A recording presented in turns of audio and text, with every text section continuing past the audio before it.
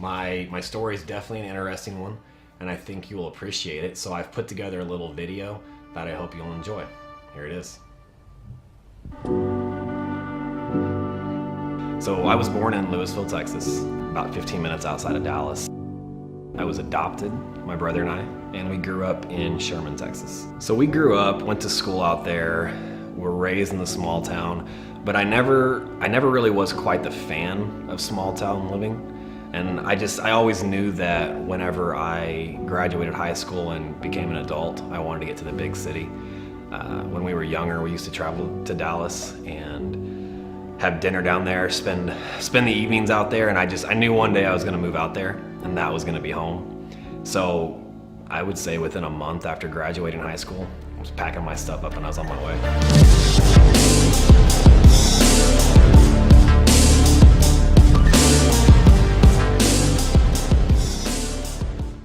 I've done a lot of stuff in my adulthood. I've been everything from a waiter, a bartender. I was a salesman. I was the annoying call person, dialing your number 300 times a day and trying to get you to pay your medical bills and getting hung up on. The corporate environment never was for me.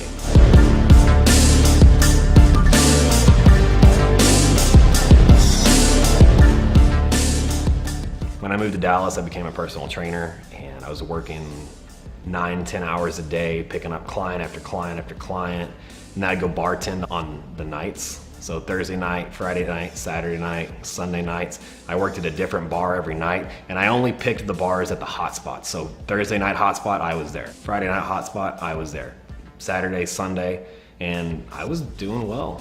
I'm meeting some of the coolest people around here, and I'm still young. I'm like 19, 20 years old, and I got caught up in the action. Got into partying 4 or 5 nights a week. My clients were always out. They always knew everyone, and it catches you real quick when you go from a life of real restricted living to no restrictions at all, and you're making pretty good money at your age. It's easy to get carried away, and that's exactly what I did. Started having run-ins with the law, drunken fights at bars. I ended up, when I was 20 years old, I bought a motorcycle and was being a little bit reckless and took a spin down Highway 75 and got pulled over, and I ended up running. Well, 45-minute chase, a couple helicopters, who knows how many police cars. I finally get caught, and I go to prison.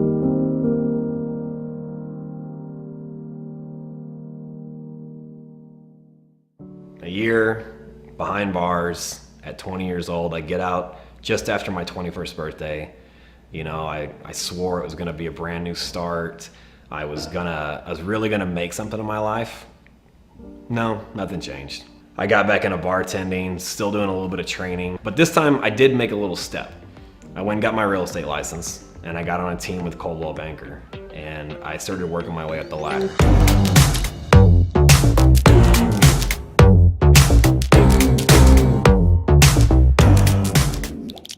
One thing about me was that no matter how much trouble I got into when I was young, I always managed to outweigh it or justify it in my mind by working even harder. If I was making more money and I was putting more hours in at work, it didn't really matter what kind of side trouble I was getting into or how hard I was partying.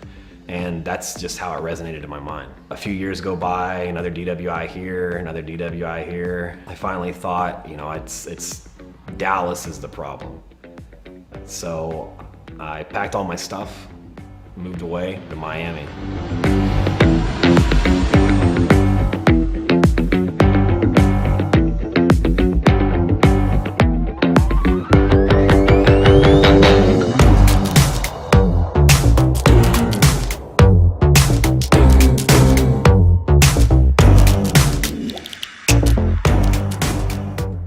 I thought that was the saving grace. I was gonna make it in Miami. If you thought Dallas was big on a scale, Miami was 20 times bigger, and everyone there had more and went harder, and it just was, that's the kind of place that'll suck you up if you're not ready for it.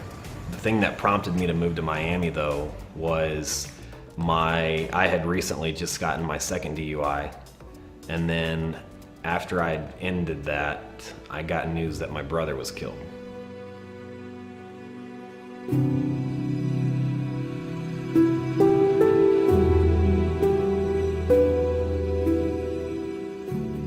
this is my twin brother. So he was killed in an alcohol-related motorcycle wreck. At that point, I just kind of lost it. I just got to a point where I thought I was invincible and I couldn't be touched, nor could I be stopped. I'd been pulled over multiple times, drinking and driving, and never came close. And then one day I was actually sitting in my car, getting my car from the valet, and a cop walked up on me.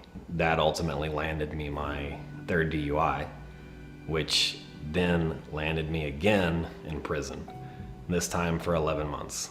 A little backstory on that: before all this happened, I had met a girl and we had a night together, which resulted in my son, Soren. He was born on October 15th, 2016, and I was on my way to prison. I missed my only child's birth. I missed the first 9 months of his life. During that process, it finally hit me. When I got out and I was able to finally talk to him on the phone and really see him in a video, face to face, this switch came on.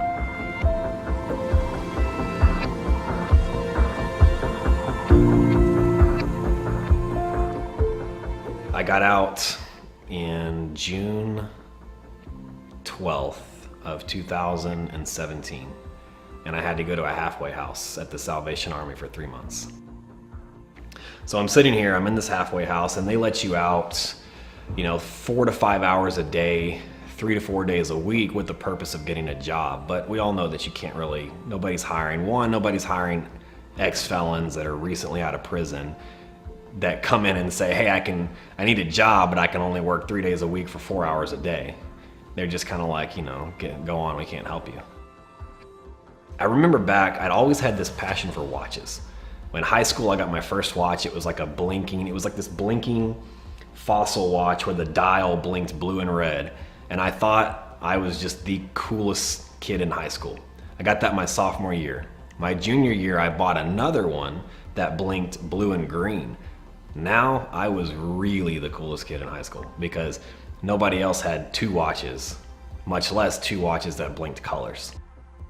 When I got out of high school and started working and earning money, I'd buy little watches here and there, and typically my price range was between $300 to $700. And I remember at one point, I had all my watches laid out on the table, and I think I had like 45 watches, every different style, every different in the price range, every different complication, I had a different watch for every day of the month, and that's what I liked. No matter the occasion, I always wanted to be wearing something different. As my income went up, the caliber of the watches that I had went up, and when I went to prison, I lost it all. I'm in the halfway house, and I'm trying to think of what am I gonna do when I get out of here? Like, what can I do now to start making some money, but what am I really gonna do when I get out of there? Real estate wasn't it, personal training wasn't it, never went to college, and I'm also a felon. So the idea of walking into a regular job, one, didn't excite me, nor was it gonna be feasible. And for whatever reason, I had this weird idea that I was gonna be a watch dealer. Where it came from, I couldn't tell you. I didn't see an ad anywhere, I didn't take an aptitude test that they tell you and they say, you're gonna be a watch dealer. I think I remembered missing having a watch because they wouldn't let you wear one in the halfway house. And whatever reason, it just made me think that's what you're gonna do. I found a course online that somewhat taught watch trading. I took it and there was a little bit of valuable information. It wasn't near anything that was really gonna make me what I've created today. And I remember the first deal I ever did was I found this watch on Craigslist in Oklahoma City.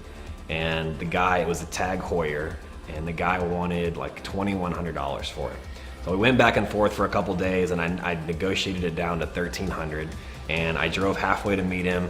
He come and dropped it off. I got it back, and I took some pictures of it, posted it on Facebook and on a couple other sites online, and within 3 days I sold it for $1,800, and I made a $500 profit. Keep in mind, I've been in a halfway house for, I think, 2 months at this point, and there's guys going out every single day working 4, 5, 6 hours, and the whole time they've been working, they haven't made $500. And I just did it in 2 days working for 2 hours. That's when this light bulb came on. Got out of the halfway house. Now I'm buying 2 watches at a time and 3 watches at a time, and I'm spending, you know, all of my time thinking about how I can network and meet more watch dealers, meet more watch clients. I got a job at a gym working the front desk. Something that would get me up early and have a little bit of structure in my life, but I also got, you know, I like the gym and that's what I knew, and it would be easy for me to get that job. So I was sitting there in the office one day, and at the time I was wearing a Breitling Chronomat 39 two-tone with a gold dial and blue subdials. It was one of my first high-end watches that luckily I did not have to get rid of when I went to prison. It was cheap enough I could keep it. I took that watch off and I put it down on the desk, and I took a picture of it, and I started an Instagram account, and when I first started it, I just named it my first name, and that was it. But I kept thinking, I was like, I've got to name this something that one day somebody's gonna walk up to me and say, hey, you're, and that's what I had to figure out. What is this person gonna call me? And I came up with the Timepiece Gentleman. It just sounded kind of bizarre and out there and maybe a little cocky, I don't know. But what it did have, it had great SEO. If you Googled at that time, the Timepiece Gentleman, Gentleman Timepiece, timepieces for gentlemen, there was absolutely no search results for that related to those keywords. So I came up with the name that had all the SEO I ever needed just in the name, and that's when it was born. And then I think I created that Instagram account on September 15th or so. It was like 3 days after I got out of the halfway house, which I got out on September 12th, 2017. And, you know, I got in, started posting pictures of other people's watches. I took a course on Instagram. I practiced every day, and I just started learning how to post every day. And here we are almost 3 years later, and I've built what I've got today. Yeah, man, things are good today. It's been a wild ride though. My journey into the watch business was not an easy one. One of the driving factors I can remember vividly, and I think about it a lot, was I was in a dealer group and I was showing off a picture that I drew. One of my hobbies is drawing. And naturally, being in the watch business, I started drawing watches. And I remember posting this picture and asking these guys what they thought, and a specific dealer made the exact comment saying, I think you're gonna make a lot more money drawing watches or in art than you ever will as a dealer. And I always think about that because I've made a decent amount of money selling watches and I still have yet to sell a piece of art. It's funny how a little thing like that can light this fire that keeps you going and doesn't let me stop. And I've done a ton of stuff that most people would have stopped. I've made controversial comments, I've pissed off dealers, I've been led into Facebook groups, kicked back out, I've lost money, I've lost watches, I've been hit hard financially. A lot of people in this position and going through some of the stuff I've gone through, they would have quit. But, you know, it's just a lesson. I learned it and kept going. And I don't care how many dealers tell me I'm not gonna do this or I'm not gonna be big. I won't take it. I'm gonna keep getting bigger and keep pushing and keep growing. All right, guys, I hope you enjoyed that and feel like you've got a little bit of insight into my life and my story that ultimately got me here. Now, I could go on and on for hours about some of the ups and the downs that I've experienced along the way, and I do want to share those stories, but I want to do it when the stories are relevant to some content and I can provide not only a positive or negative experience I went through, but I can also teach a lesson along with it. You know, I've got some stories, everything from lucky breaks to tragic outcomes, stuff like losing a $30,000 watch, getting hit with check fraud, wire fraud, mail fraud, you name it, we've pretty much seen it. And those are some of the stories that I want to space out and deliver them along the way as the time comes.